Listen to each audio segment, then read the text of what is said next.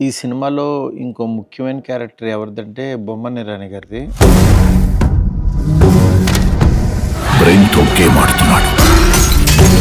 ట్రైలర్‌లో చూస్తే ఆయన మేకప్ గాని అది కూడా చాలా వెరైటీగా ఉంటుంది. ఇదే లైబ్రరీలో ఎక్కువ షూట్ చేశాము.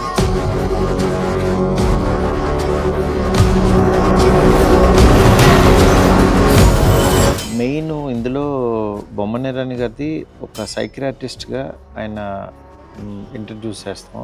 ఈ రోలు నేను ఫస్ట్ బిగినింగ్ నుంచి అనుకున్నది ఏంటంటే, ఈ సినిమా ఇక్కడి నుంచి ఈయన వచ్చిన దగ్గర నుంచి ఒక టోన్ మారుతుందనమాట. అంటే ఒక హర్రర్ కామెడీ వీటిల్లో ఉండేది ఇక్కడి నుంచి ఇమాజిన్ చేయనట్టుగా అటువంటిగా ఆ టైపు ట్రావెల్ తీసుకుంటుంది. క్యారెక్టర్ చెప్పిన తర్వాత వచ్చి ఓన్ చేసుకుని ఎవ్రీ డైలాగ్ సేమ్ ఆయన కూడా తెలుగు డైలాగ్స్, హిందీ డైలాగ్స్ అన్నీ మాట్లాడుతూ ఆడియన్స్‌ని మెస్మరైజ్ చేసే యాక్టర్స్ వీళ్ళందరూ.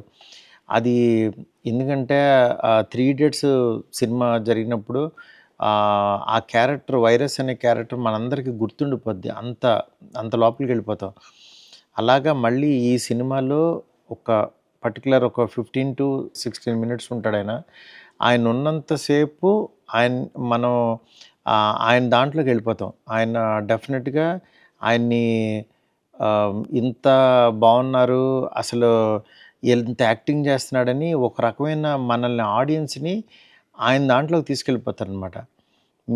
నేను చెప్పడం కంటే మీరు చూసినప్పుడు మాత్రం బొమ్మన ఇరానీ గారి దగ్గర నుంచి ఒక ఒక స్పెషల్ దీంట్లోకి వెళ్తారనమాట, జోన్‌లోకి.